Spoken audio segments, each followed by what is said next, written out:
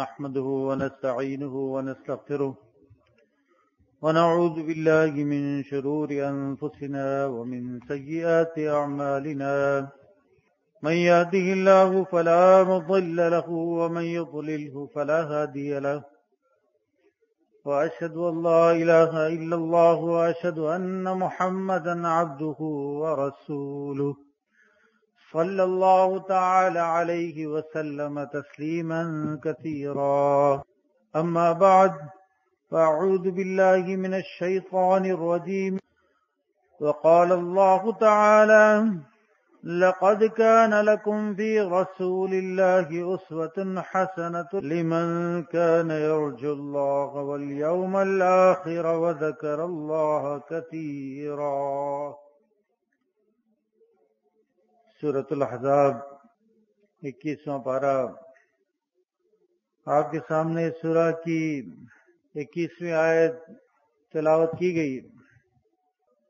سورۃ الاحزاب مدینے میں نازل ہونے والی سورہ ہے اور اس سورہ کا نام الاحزاب اس مناسبت سے رکھا گیا ہے۔ احزاب یہ جمع ہے حزب کی، اور حزب جو ہے یہ اسم الجمع ہے، اس کے معنی گروہ کے ہوتے ہیں۔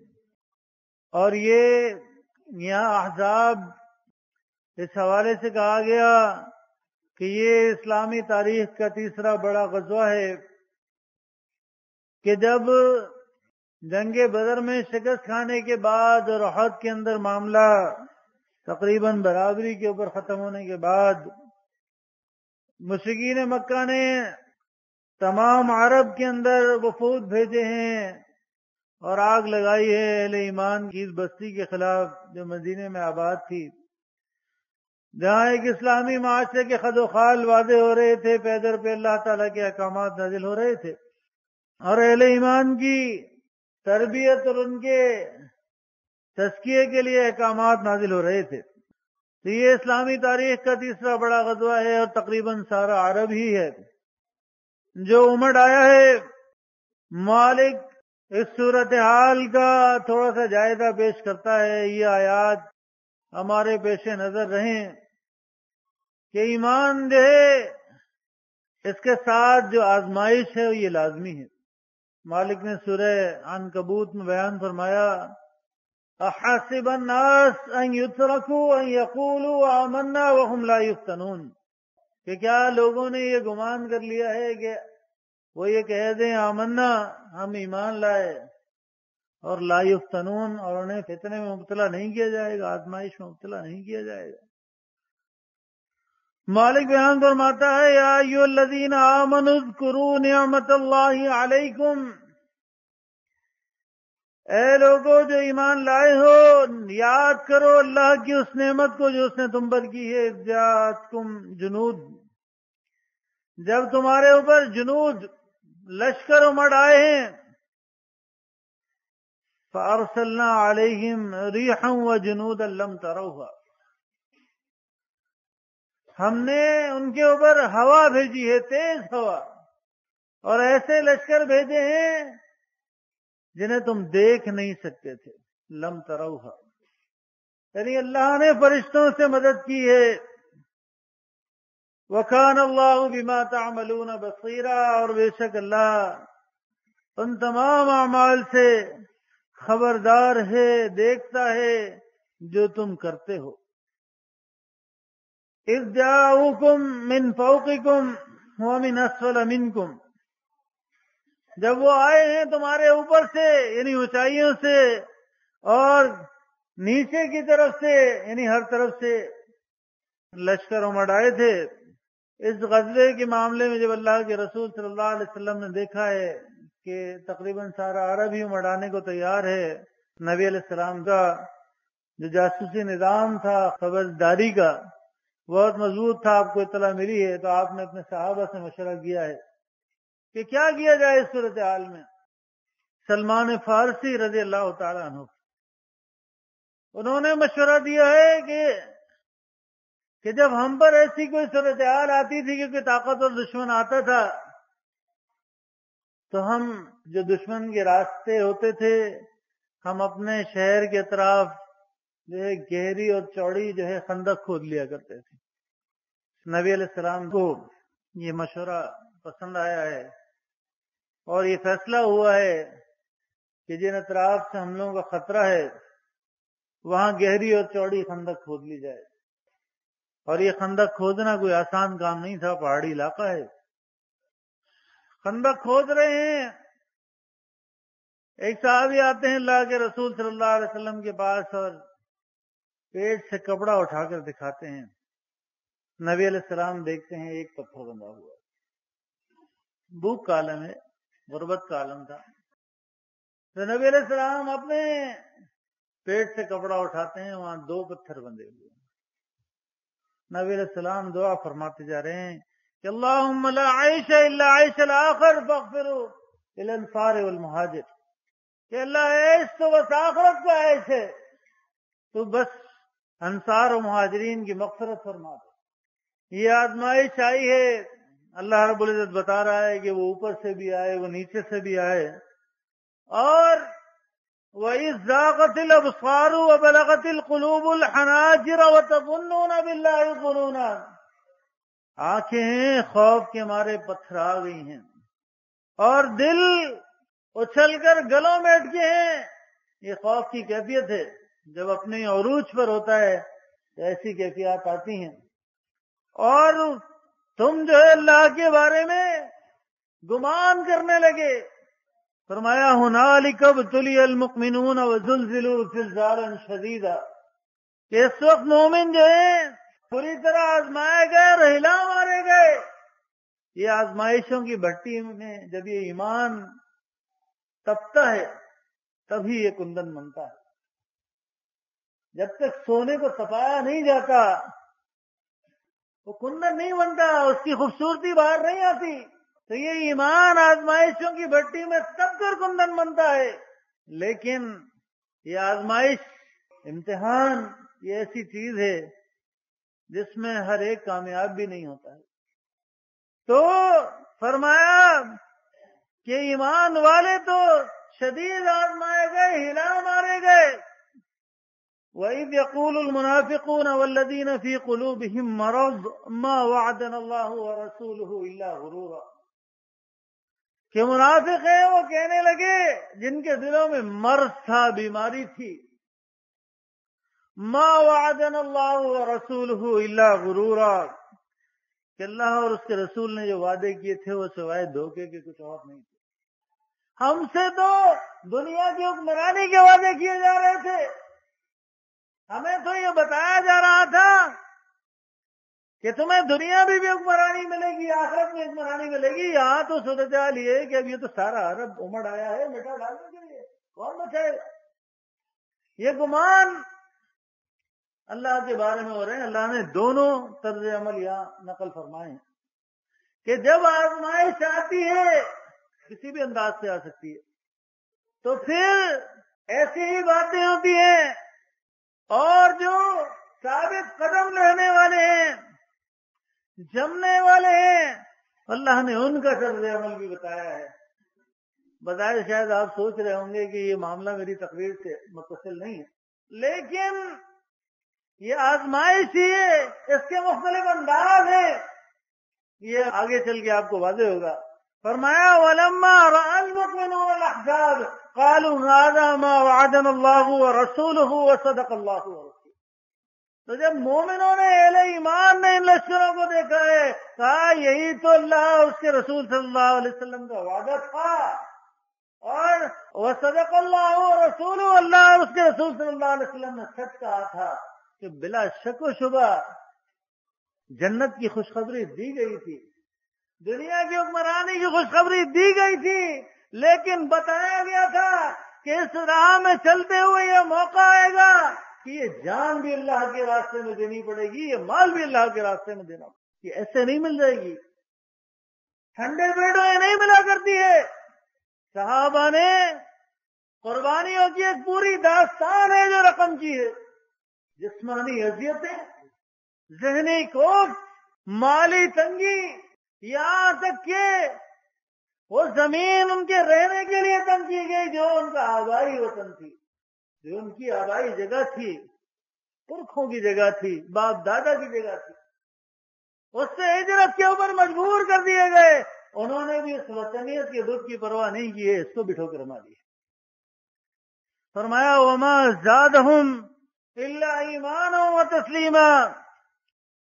اس آزمائش نے، اس کڑے وقت نے ان کے ایمان میں اور اطاعت کے اندر زیادتی ہی کی ہے، اس کے اندر کوئی کمی نہیں آئی ہے. یہ عذاب کا ذکر آیا، اسی حوالے سے سورہ کا نام عذاب رکھا گیا. تو یہ آزمائش جو ہے یہ لازمی شرط ہے. جو آیت آپ کے سامنے تلاوت کی گئی ہے اس میں فرمایا گیا لقد كان لكم في رسول الله اسوة حسنة لمن كان يرجو الله واليوم الآخر وذكر الله كثيرا. کہ تحقیق تمہارے لیے محمد صلی اللہ علیہ وسلم کی زندگی میں طریقے کے اندر بہترین نمونہ ہے. آپ کا قول، آپ کا عمل، آپ کی زندگی میں اہل ایمان کے لیے بہترین نمونہ ہے. کن کے لیے؟ لمن کان یرجو اللہ والیوم الآخر وذکر اللہ کثیرا. ایک شرط بیان کی ہے مالک نے کہ ان کے لیے جو اللہ کے اوپر ایمان رکھتے ہیں، یوم آخر کے اوپر ایمان رکھتے ہیں اور اللہ کا ذکر کثیر کرنے والے ہیں، کثرت سے اللہ کو یاد کرنے والے ہیں.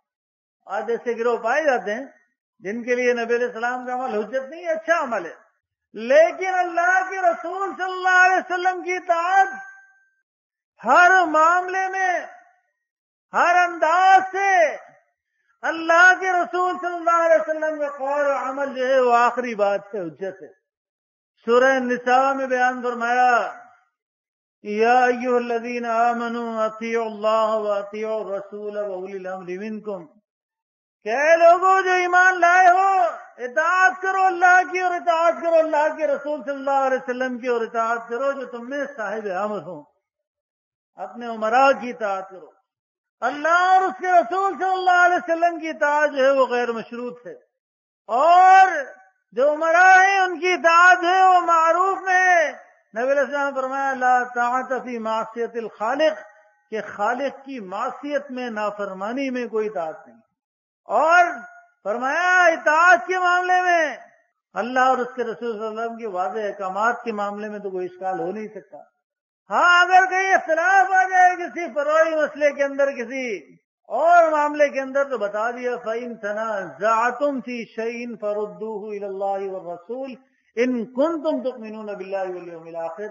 یہ بات ذہن میں رہے کہ اللہ نے یہ نہیں کہا کہ اختلاف پیدا نہیں ہوگا. ظاہر مختلف الخیال لوگ ہوتے ہیں، مختلف اذہان کے، مختلف ذہنوں کے لوگ ہوتے ہیں، تو رائے کا اختلاف ہو سکتا ہے، ممکن ہے، لیکن اختلاف جو ہے وہ افتراق کی شکل اختیار نہ کرے، تفرقے کی شکل اختیار نہ کرے. اس کو سب ناپسندیدہ کہا گیا. یہ اہل ایمان کی جماعت کے لیے غیر قابل قرار دیا ہے. اس کے حل کرنے کا طریقہ بتایا فَإِن تَنَازَعْتُمْ فِي شَيْءٍ. اگر تمہارے درمیان تنازع ہو جائے کسی معاملے کے اوپر، بحث و تکرار ہو جائے، جھگڑے کی صورت ہونے لگے، فَرُدُّوهُ إِلَى اللَّهِ وَالرَّسُولِ، تو اسے لوٹا دو اللہ کی طرف، اللہ کے رسول صلی اللہ علیہ وسلم کی طرف. اللہ کی طرف لوٹانے کا مطلب یہ ہے کہ اللہ کی کتاب کی طرف اس کو حکم بنایا جائے گا. اللہ کے رسول صلی اللہ علیہ وسلم کی طرف لوٹانے کا مطلب یہ ہے کہ اللہ کے رسول جب حیات تھے تو صحابہ اپنے معاملات کو اللہ کے رسول صلی اللہ علیہ وسلم کے پاس ہی لاتے تھے، لیکن بعد والے نبی علیہ السلام کے طریقے کے اوپر، اسوے کے اوپر، ان کے قول و عمل کے اوپر اس کو پیش کریں گے، وہاں سے رہنمائی لیں گے. اللہ کے رسول کی صحیح حدیث کی طرف لوٹا دو، یعنی ان سے فیصلہ کرو. فرمایا ان کنتم تؤمنون باللہ والیوم الآخر، اگر تم اللہ اور یوم آخر کے اوپر ایمان رکھتے ہو، ذالک خیر واحسن تاویلا، اور یہ انجام کے لحاظ سے بہترین بات ہے. دوسری جگہ سورہ نساء میں فرمایا وَمَن يُطِعِ اللَّهَ وَرَسُولَهُ، جس نے اللہ کی اطاعت کی، اللہ کے رسول صلی اللہ علیہ وسلم کی اطاعت کی، فرمایا فَأُولَٰئِكَ مَعَ الَّذِينَ أَنْعَمَ اللَّهُ عَلَيْهِم مِّنَ النَّبِيِّينَ، کہ وہ انعام یافتہ لوگوں کے ساتھ ہوگا۔ یہ انعام یافتہ وہ لوگ ہیں جن کا ذکر سورہ فاتحہ میں آیا، جس کے لیے دعا کرتے ہیں کہ صراط الذین انعمت علیہم، کہ مالک ہمیں اس راستے کی ہدایت کر، اس راستے کو دکھا جو تیرے انعام یافتہ لوگوں کا راستہ ہے۔ یہاں مالک نے اس کی وضاحت فرمائی ہے کہ انعام یافتہ لوگ کون ہیں؟ فرمایا من النبیین، انبیاء میں سے ہیں، یعنی انبیاء ہیں، والصدیقین، صدیق ہیں، سچے لوگ ہیں، حق و سچ کی گواہی دینے والے ہیں، والشہداء، اور اللہ کے راستے میں جانیں قربان کرنے والے ہیں، والصالحین، اور نیک لوگ ہیں۔ فرمایا وحسن اولئک رفیقا، یہ بہت بہترین ساتھ ہے، بہت بہترین رفاقت ہے۔ یہ اللہ اور اس کے رسول صلی اللہ علیہ وسلم کی اطاعت کرنے والوں کا بتایا جا رہا ہے کہ جو اللہ اور اس کے رسول صلی اللہ علیہ وسلم کی اطاعت کرے گا۔ کہنے کی بات یہ ہے کہ اللہ کے رسول صلی اللہ علیہ وسلم نے یہ معاملہ اختیاری نہیں فرمایا، یعنی اطاعت کا یہ معاملہ اختیاری نہیں ہے کہ اگر حکم دیا گیا کہ میری سنت کو لازمی پکڑے رہنا، یہاں تک کہ اسے دانتوں کی کچلیوں سے پکڑ کر تھام لینا، یعنی اس طریقے کو لازم کر لینا اپنے اوپر، اب اس سے نکلنے کی گنجائش نہیں ہے۔ سورہ محمد میں اللہ رب العزت ارشاد فرماتا ہے یا ایھا الذین آمنوا اطیعوا اللہ واطیعوا الرسول ولا تبطلوا اعمالکم، دیکھو اہل ایمان، اللہ اور اس کے رسول صلی اللہ علیہ وسلم کی اطاعت کرو اور اپنے اعمال کو حبس نہ کرو، ضائع نہ کرو، یعنی نافرمانی کریے، ان اعمال کو ضائع نہ کرو۔ آپ دیکھیے اللہ کے رسول صلی اللہ علیہ وسلم کی زندگی کو بہترین نمونہ قرار دیا گیا۔ اطاعت کے اوپر خوشخبریاں ہیں، نافرمانی کے اوپر جو ہے پکڑ ہے۔ جو کوئی ایمان کا اقرار کرنے کے لیے آتا تھا اس سے یہی بتایا جاتا تھا کہ پہلے وہ اس بات کا اقرار کرے کہ اللہ کے علاوہ کوئی الہ نہیں ہے، اور محمد صلی اللہ علیہ وسلم اللہ کے رسول ہیں۔ اللہ کے رسول صلی اللہ علیہ وسلم بیعت لے رہے ہیں، بیعت لیتے ہیں۔ اہل ایمان عورتوں سے بیعت کا ذکر تو سورہ ممتحنہ کے اندر ہے۔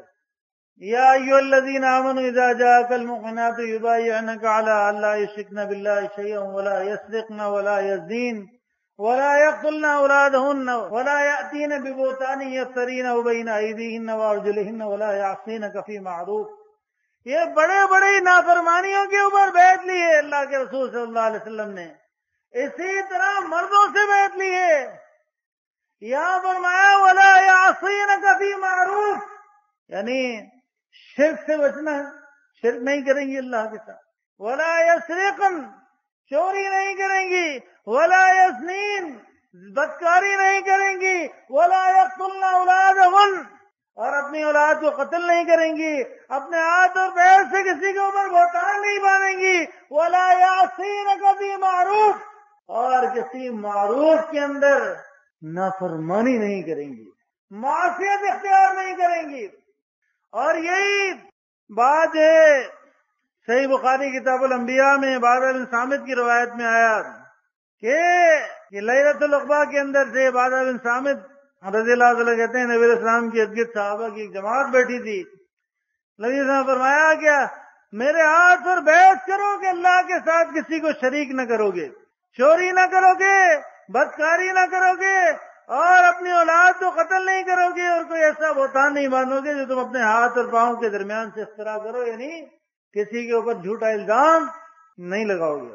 اور ولا تعصوا فی معروف، اور کسی معروف بات میں، کسی معروف حکم میں نافرمانی نہیں کرو گے، اور جو شخص اس بیعت کو پورا کرے گا اس کا اجر اللہ کے پاس ہے۔ تو کسی معروف بات میں اللہ کے رسول صلی اللہ علیہ وسلم کی نافرمانی اس کی کوئی گنجائش اہل ایمان کی زندگی میں تو نہیں ہے، الا یہ کہ اگر معمولی باتوں کے اندر معمولی کوتاہیاں ہو جائیں تو اللہ رب العزت نے ایسے انتظام کر رکھے ہیں کہ گناہ کو مٹاتا رہتا ہے، نیکیاں کرتا رہتا ہے انسان، اس کے گناہ مٹتے رہتے ہیں۔ ہاں جو معروف بڑے گناہ ہیں، بڑی نافرمانی ہے، اللہ کی واضح آیات کی کھلی خلاف ورزی ہے، اس کی گنجائش تو اہل ایمان کی زندگی میں نہیں ہے۔ لیکن میرے بھائی یہ بات یاد رہے کہ فرائض تو اللہ نے جو عائد کیے ہیں انہیں تو پورا کرنا ہی ہے، اور ان کے بارے میں تو پوچھ ہوگی۔ اسی طرح وہ چیزیں بھی فرض ہیں جن کو کرنے کا حکم دیا گیا ہے، اور وہ باتیں بھی فرض ہیں جن کے نہ کرنے کا حکم دیا گیا ہے، یعنی وہ بھی فرض ہے کہ ان کاموں کو نہ کیا جائے، کیا کیا جائے اور کیا نہ کیا جائے، زندگی کے کس معاملے کو کس موقع کے اوپر کس طرح کے کام کیے جائیں گے، کس طرح کے کام نہ کیے جائیں گے۔ اللہ کی کتاب فرماتی ہے سورۃ الحشر کے اندر کہ کیا کام کیا جائے اور کیا کام نہ کیا جائے۔ تو اللہ نے انسانوں کو پیدا کیا ہے، ان کے درمیان نبی بنایا ہے، نبی مبعوث کیا ہے، اس کے بعد اللہ نے اپنا قانون اتارا ہے، اللہ نے اپنی کتاب اتاری ہے۔ اور آپ دیکھیں یہ کتاب ایسے نہیں اتاری ہے کہ ایک کتاب اتار دی اور لوگوں کے سامنے آ گئی کہ جی اس پہ عمل کر لیں، ایسا نہیں ہے۔ فرمایا سورہ آل عمران کے اندر لقد من اللہ علی المؤمنین، کہ یہ اللہ کا احسان ہے مومنوں کے اوپر، اذ بعث فیہم رسولا منہم، کہ اس نے رسول مبعوث کیا ہے انہی میں سے، یعنی انہی جیسا، تخلیق کے اعتبار سے، ضروریات کے اعتبار سے، خصوصیات کے اعتبار سے انہی جیسا، کہ اس کو بھی کھانے کی ضرورت پڑتی ہے، اس کو بھی پینے کی ضرورت پڑتی ہے، بازاروں میں وہ بھی چلتا پھرتا ہے، جو ضروریات تمہیں پیش آتی ہیں، جو حاجات تمہاری ہیں، وہ اسے بھی پیش آتی ہیں۔ کیوں کہ اگر رسول منہم نہیں ہوتا، کوئی اور مخلوق ہوتا تو پھر لوگ اس کی اتباع نہیں کر سکتے تھے، ان کے پاس عذر ہوتا کہ اگر یہ تو فرشتہ ہے، اس کو تو فلانے کام کی ضرورت نہیں ہے، ہمیں تو ضرورت پیش آتی ہے، اس کو تو یہ مشکل نہیں ہے، ہمیں تو مشکل پیش آتی ہے۔ فرمایا یتلو علیہم آیاتہ، جو اس کے اوپر اللہ کی آیات تلاوت کرتا ہے، اس کی آیات کی تلاوت کرتا ہے لوگوں کے سامنے، وَيُزَكِّيهِمْ، اور ان کا تزکیہ کرتا ہے، ان کی اصلاح کرتا ہے، وَيُعَلِّمُهُمُ الْكِتَابَ وَالْحِكْمَةَ، اور انہیں کتاب کی اور حکمت کی تعلیم دیتا ہے، دانائی کی باتیں سکھاتا ہے۔ وَإِنْ كَانُوا مِنْ قَبْلُ لَفِي ضَلَالٍ مُبِينٍ، اور وہ یہ تھے اس سے پہلے سری گمراہی کے اندر۔ تو اللہ نے نبی علیہ السلام کو معلم بنا کر بھیجا ہے، سکھانے والا بنا کر بھیجا ہے۔ اور مشہور روایت تو آپ نے سنی ہوگی کہ دیکھیں صحابہ کو یہ شوق تھا، پوچھنے آئے ہیں ام المؤمنین عائشہ رضی اللہ تعالیٰ عنہ، ان سے دریافت کیا ہے کہ نبی علیہ السلام کے شب و روز کے بارے میں بتائیں، تو انہوں نے جواباً سوال کیا ہے کہ الم تقرأ القرآن، کیا تو نے قرآن نہیں پڑھا؟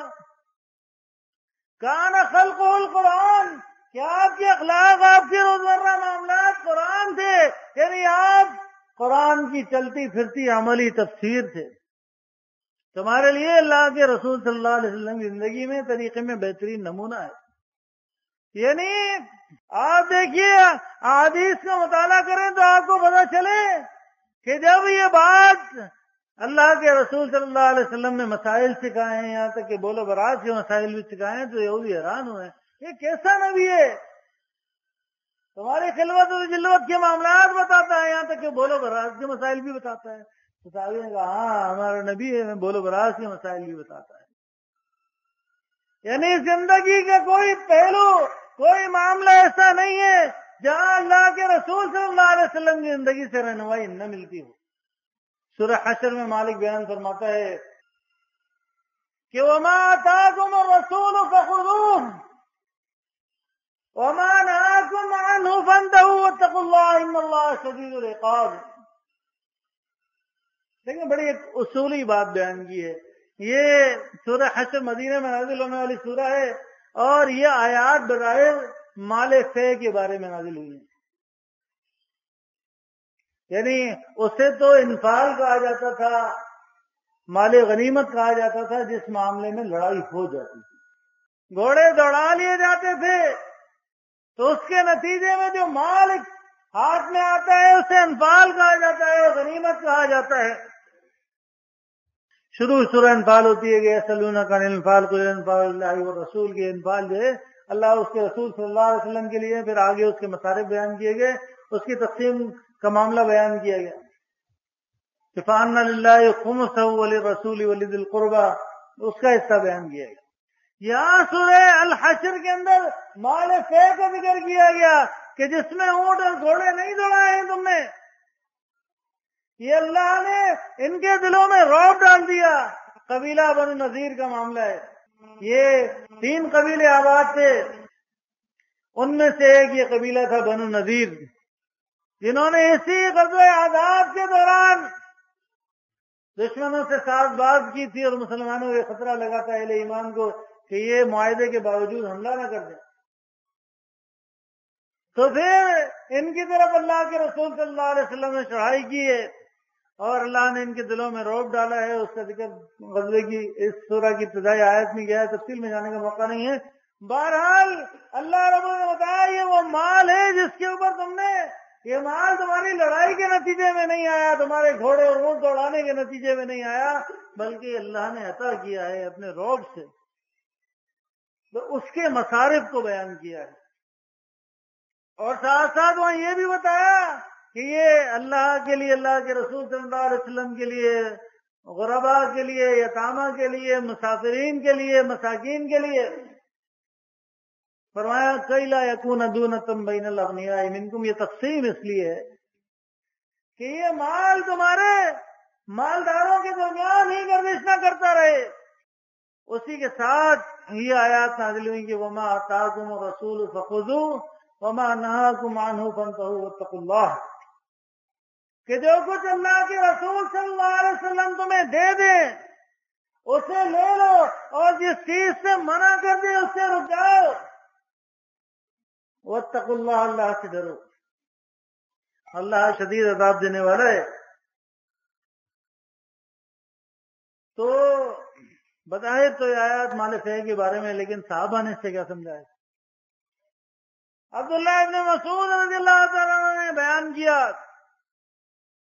درس دیتے تھے، خواتین بھی شامل ہوتی تھی، خواتین کو بھی درس دیتے تھے، انہوں نے کہیں کسی ایک معاملے میں جو اس وقت خواتین میں رائج تھا کہ شاید دانتوں میں کشادگی کرنا، اس سے حسن میں اضافہ ہوتا ہے، کہا اللہ نے اپنی کتاب میں اس بات کو منع کیا ہے، تو ایک خاتون ان کے پاس آئی ہے کہ میں نے تو اللہ کی ساری کتاب دیکھ لی ہے، مجھے یہ حکم نہیں ملا کہ اللہ نے اس حکم سے منع کیا ہو۔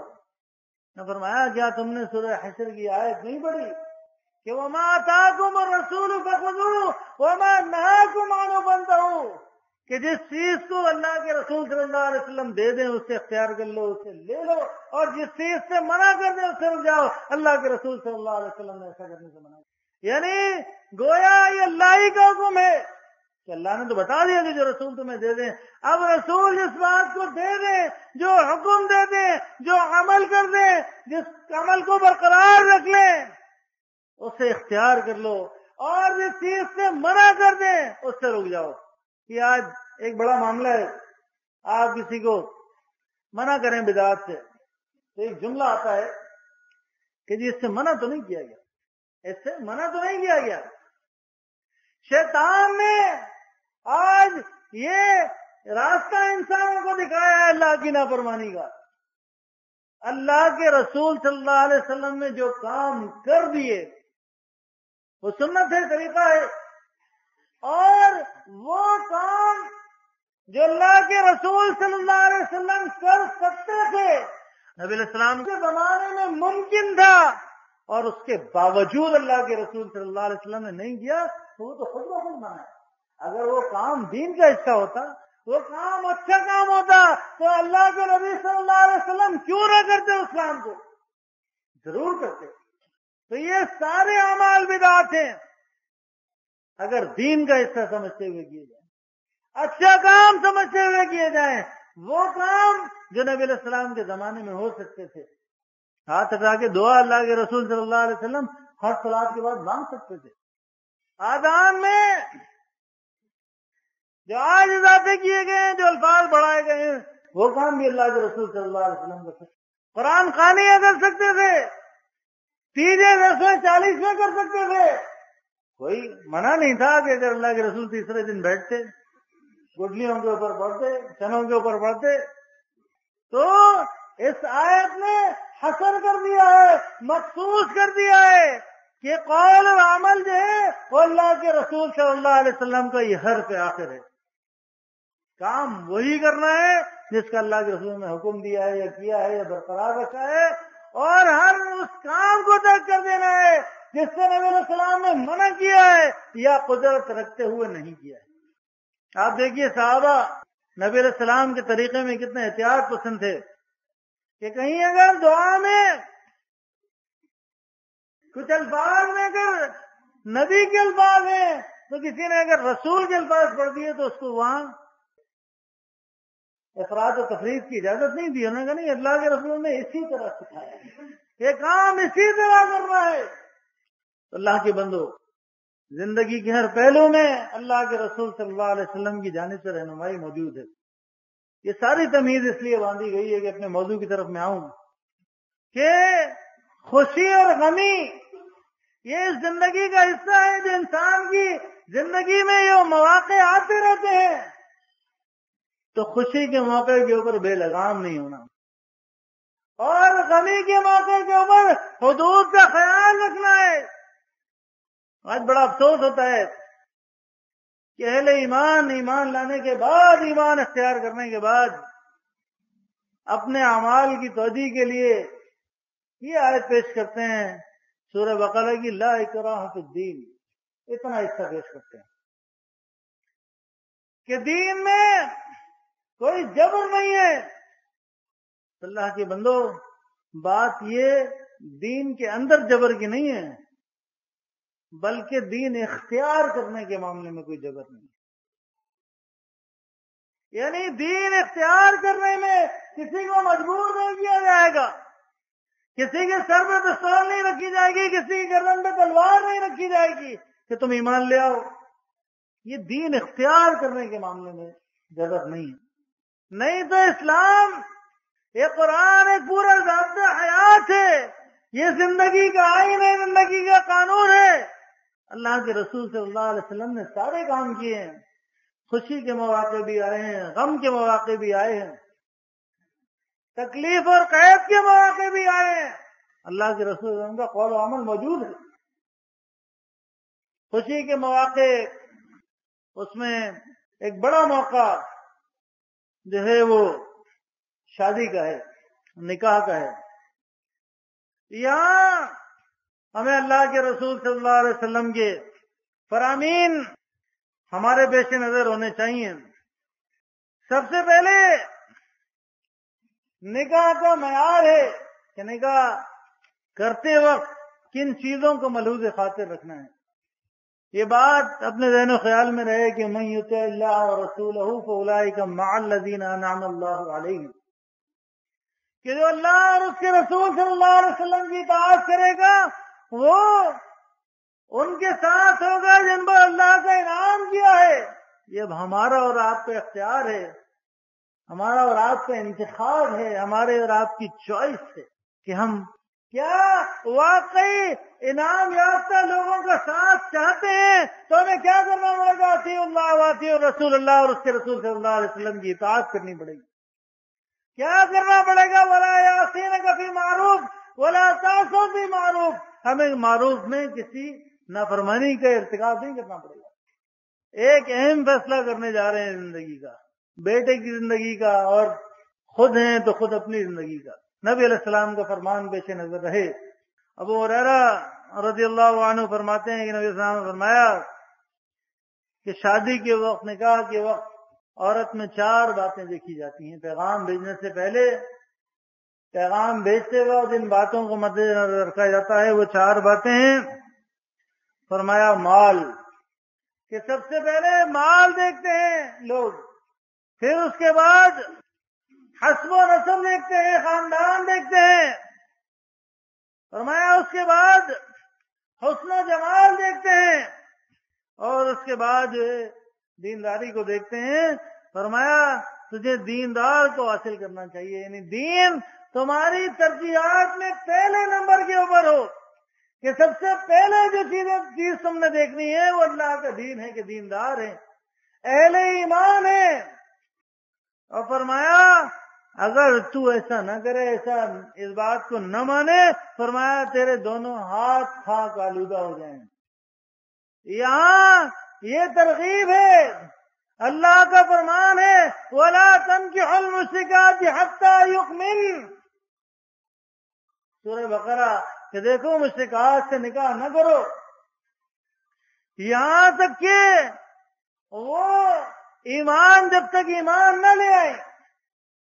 اور اگر کوئی اہل ایمان کی آزاد عورت میسر نہیں ہے، وَلَا أَمَةٌ مُؤْمِنَةٌ خَيْرٌ مِّن مُشْرِكَةٍ وَلَوْ أَعْجَبَتْكُمْ، اگر وہ میسر نہیں ہے تو ایک لونڈی بہتر ہے اس مشرکہ سے جس کو تم پسند کرتے ہو۔ یعنی کن باتوں کی وجہ سے؟ مال کی وجہ سے پسند آئے گی، خوبصورتی کی وجہ سے پسند آئے گی، اصل نسب کی وجہ سے پسند آئے گی، تو اپنا معیار کم کر لو۔ لونڈی اور غلام تو آج نہیں ہوتے، لیکن اپنے سے کم حیثیت والے پر یا ان معاملات میں کم حیثیت والے کو اختیار کر لو، اس لڑکی کو لے آؤ۔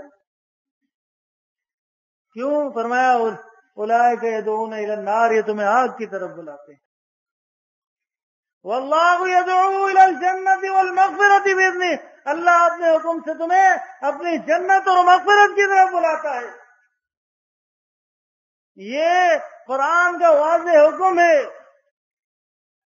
تو معروف میں نافرمانی نہیں کرنی ہے۔ ہاں، سورہ مائدہ میں اللہ رب العزت نے اس بات کی رخصت دی ہے کہ اہل کتاب کی محسنات کو حلال کیا گیا ہے، ان کا کھانا بھی حلال کیا گیا ہے، اور اہل کتاب کی محسنات نیک عورتوں سے نکاح بھی حلال کیا گیا ہے۔ لیکن یہ ایک رخصت ہے، ایک معاملہ ہے کہ کہیں دعوت کی ایسی بات آ جائے، کہیں ایسا حالات پیدا ہو جائیں، تو اس معاملے کو اختیار کبھی کیا جا سکتا ہے، لیکن یہ ایک رخصت ہے۔ جو تاکیدی حکم ہے، اللہ اور اس کے رسول صلی اللہ علیہ وسلم کا فرمان ہے، وہ ہمارے پیش نظر رہے۔ یہ رخصت کی اجازت اضطراری حالات کے اندر ہوتی ہے۔ ابن عمر رضی اللہ تعالیٰ عنہ، عبداللہ بن عمر رضی اللہ عنہما کے متعلق نافع بیان کرتے ہیں کہ جب ان سے یہاں سورہ مائدہ میں اہل کتاب کی محسنات سے نکاح کا ذکر ہے، آپ دیکھیں کہ صحابہ میں بھی اس معاملے میں کیسا سخت معاملہ رکھتے تھے کہ جب ان سے نصرانی یا کسی یہودی عورت سے نکاح کے متعلق دریافت کیا جاتا ہے، یعنی اہل کتاب والے، تو وہ کہتے ہیں کہ اللہ تعالیٰ نے مسلمانوں پر مشرک عورتیں حرام قرار دی ہے، اور شرک کی بات اس سے بڑھ کر میں نہیں جانتا کہ کوئی عورت یہ کہے عیسیٰ علیہ السلام کو اپنا رب کہے، حالانکہ وہ اللہ کے مقبول بندوں میں سے ایک بندے، یعنی ان کا شیخ تو اللہ کی کتاب نے واضح بیان کیا ہے۔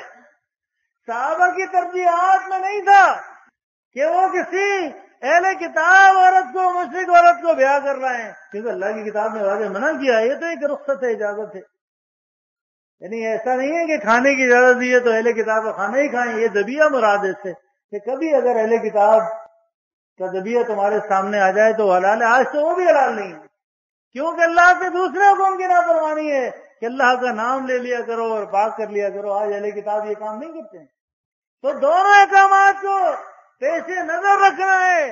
آج اس لیے جھٹکے کا گوشت نہیں کھایا جا سکتا کہ اللہ کی کتاب نے کہہ دیا کہ اہل کتاب کا ذبیحہ تمہارے لیے حلال ہے، تو یہ حلال نہیں ہو سکتا، کیونکہ وہ ساری شرائط جو اللہ کی کتاب نے بیان کی ہے وہ پوری ہونی چاہیے۔ اور دوسرا جو بڑی نافرمانی ہے، قرآن کے حکم کی واضح خلاف ورزی ہے، وہ اپنی مومنہ بیٹی کا نکاح جو ہے مشرکین سے کر دینا، یہ بھی حرام کیا۔ وَلَعَبْدٌ مُؤْمِنٌ خَيْرٌ مِّن مُشْرِكٍ وَلَوْ أَعْجَبَكُمْ، دیکھو نکاح نہ کرو مشرکین سے، غیر مشرکین مردوں سے، مراد یہ کہ اپنی بیٹیوں کا، اپنے اہل ایمان خواتین کا، حتی یؤمنوا، جب تک کہ یہاں تک کہ وہ ایمان نہ لے آئے، وَلَعَبْدٌ مُؤْمِنٌ خَيْرٌ مِّن مُشْرِكٍ وَلَوْ أَعْجَبَكُمْ، ایک غلام بہتر ہے اس مشرک سے جس کو تم پسند کرتے ہو۔ تو یہ تو ایسی بات ہے کہ جس کے لیے کوئی رخصت بھی موجود نہیں ہے۔ سورہ الممتحنہ میں فرمایا کہ لا ہن حل لہم ولا ہم یحلون لہم، اہل ایمان خواتین جب ہجرت کر کے آئے تو ان کا امتحان لے لو، اور جب تم امتحان لے لو اور سمجھ لو کہ یہ مومن ہے تو پھر ان کو کفار کی طرف لوٹانا نہیں ہے۔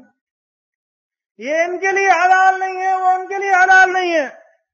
یہ تو اللہ کی کتاب کے واضح احکامات ہیں، لیکن بہت افسوس کے ساتھ کہنا پڑتا ہے کہ اللہ کی کتاب کے واضح احکامات ہیں، اس کی خلاف ورزی ہوتی ہے۔ یہ ایمان اللہ کی نافرمانی سے روکتا نہیں ہے، اس کے لیے عذر تراشے جاتے ہیں، بہانے تراشے جاتے ہیں کہ جی رشتہ نہیں مل رہا۔ اللہ نے تو بتایا ہے کہ رشتہ مل جائے گا، تھوڑا سا معیار کم کر لو، تھوڑی سی ترجیحات اور تھوڑی سی ڈیمانڈ کم کر لو۔ پھر اللہ رب العزت فرماتا ہے کہ نبی علیہ السلام کا طریقہ ہے، پیغام نکاح ہے اور ولیمہ ہے، اور نکاح کے ساتھ ایک لازمی چیز مہر ہے۔ لیکن یہاں تو منگنی ہے، مہندی ہے، مایوں ہے، رخصتی کا کھانا ہے، رخصتی کے وقت رسومات ہیں، دودھ پلائی کی رسم ہے، مرچیں کھلائی ہو رہی ہیں، جوتا چھپائی ہو رہی ہے۔ وما نہاکم عنہ فانتہوا، کہ جس چیز سے اللہ کے رسول منع کر دیں، اگر یہ کام ہونے ہوتے تو اللہ کے رسول کے زمانے میں ہوتے۔ یہ معلوم ہے کہاں سے آئی ہے؟ یہ پڑوسی ملک سے آئی ہیں، سینکڑوں سال اس ہندو کے ساتھ رہے ہیں، رچ بس گئے ہیں، یہ رسمیں ہمارے اندر داخل ہو گئی ہیں۔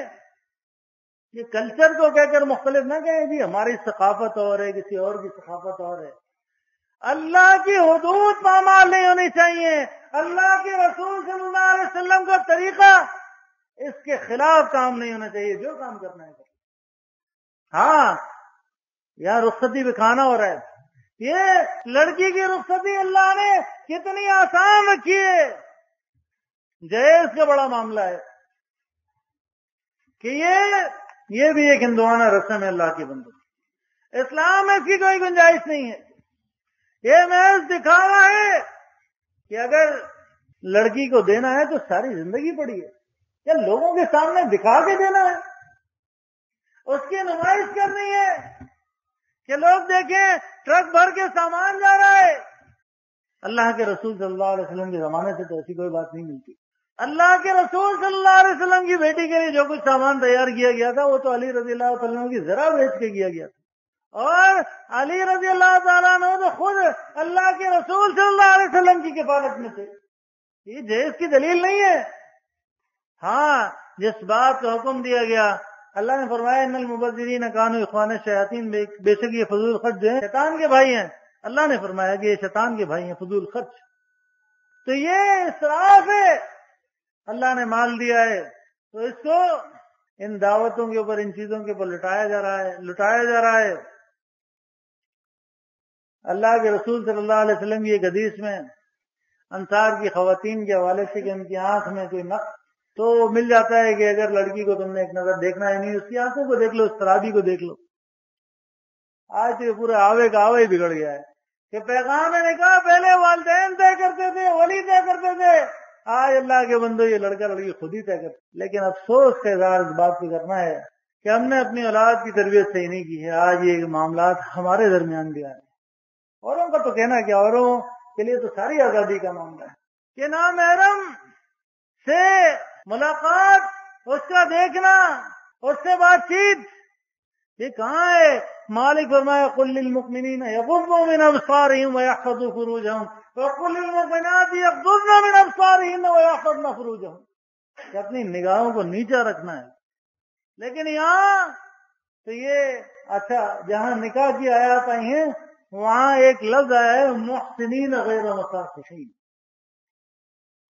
کہ قید میں لانے کے لیے نکاح کا مقصد قید میں لانا ہو، چھپی آشنائیاں کرنا نہ ہو، چھپے تعلقات بڑھانا نہ ہو۔ اللہ کے بندو کیا ہو رہا ہے؟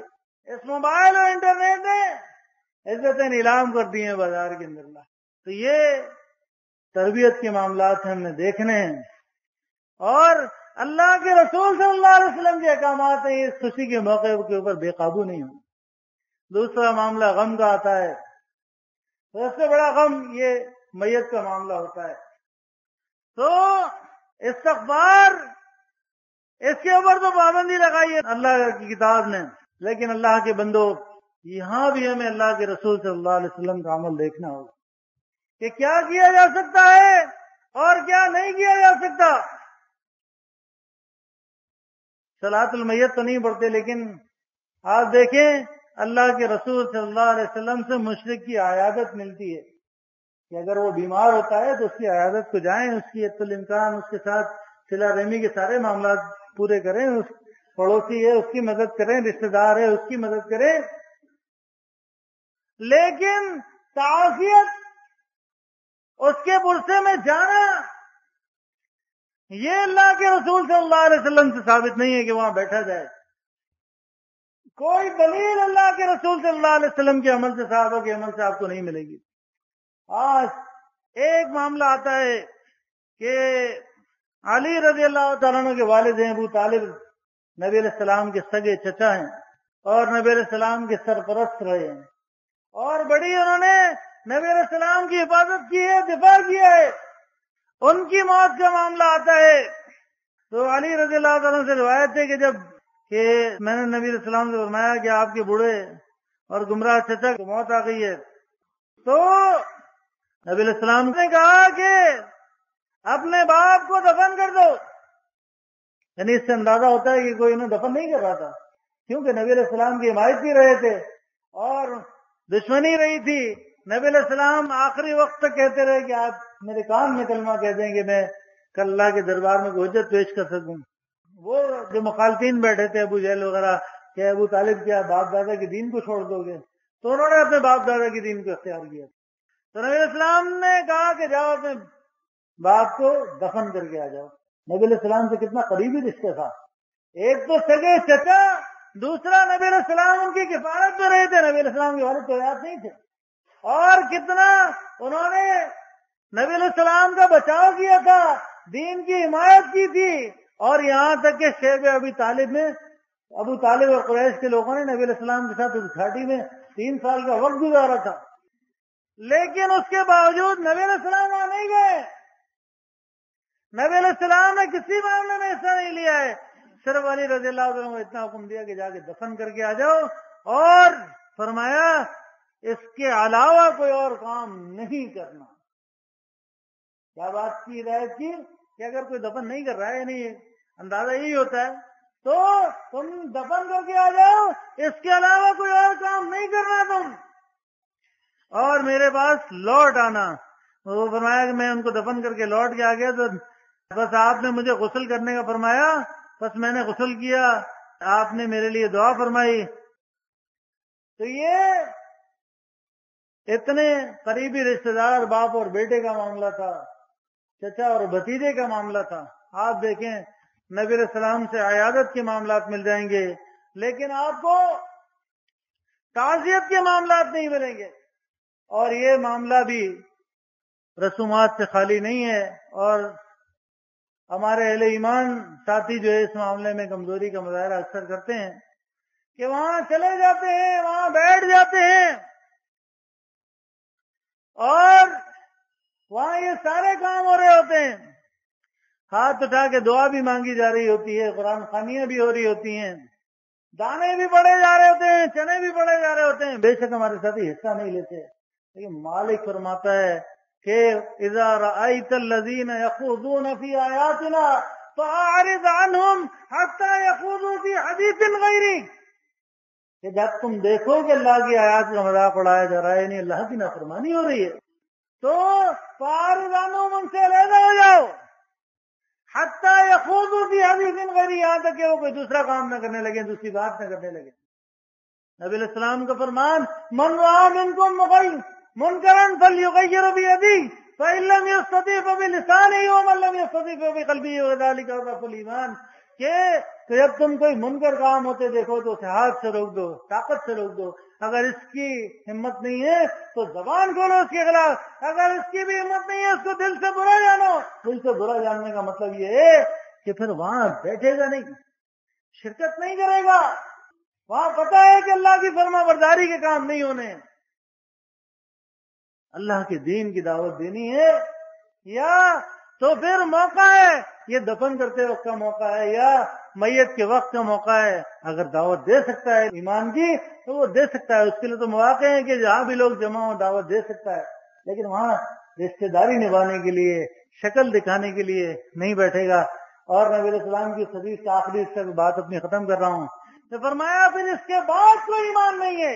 यानी अगर दिल में बुरा जानना भी नहीं है, अमल से उसका इज़हार भी नहीं है, फिर राई के दाने के बराबर भी ईमान नहीं है। ये रसूमात नहीं है, ये खानों के इंतजाम नहीं है, तावन नहीं है, फातिहा नहीं है, बरसियां नहीं है। अल्लाह के बंदो, ये सारे मुनकर काम हैं। तो हमें मौजू तवील होता है और वक्त मुख्तसर होता है, अहाता मुमकिन नहीं होता। चंद अहादीस और कुरान की आयत आपके सामने पेश कर दी जाती हैं, बाकी आप इसको देखें और इन अहादीस और कुरानी आयत की रोशनी में अपने तर्ज अमल को देख लें कि वाकई हमारे मामले में, जिंदगी के हर मामले में हमने ये बात अख्तियार कर ली है कि जो अल्लाह के रसूल सल्लल्लाहु अलैहि वसल्लम हमें दे दें उसे ले लें, और जिस चीज से मना कर दें उससे रुक जाएं। अल्लाह ताला हमें इसकी तौफीक अता फरमाए कि हम ईमान के इन तकाज़ों को पूरा करें और इस्लाम के अंदर पूरे पूरे दाखिल हो जाएं, ताकि हमारी जिंदगी का हर पहलू अल्लाह के रसूल सल्लल्लाहु अलैहि वसल्लम की इताअत और फरमाबरदारी में गुजरे। अपने लिए भी दुआ तमाम वस्तगफिरुल्लाह इन्नहु हुवल गफूरुर रहीम।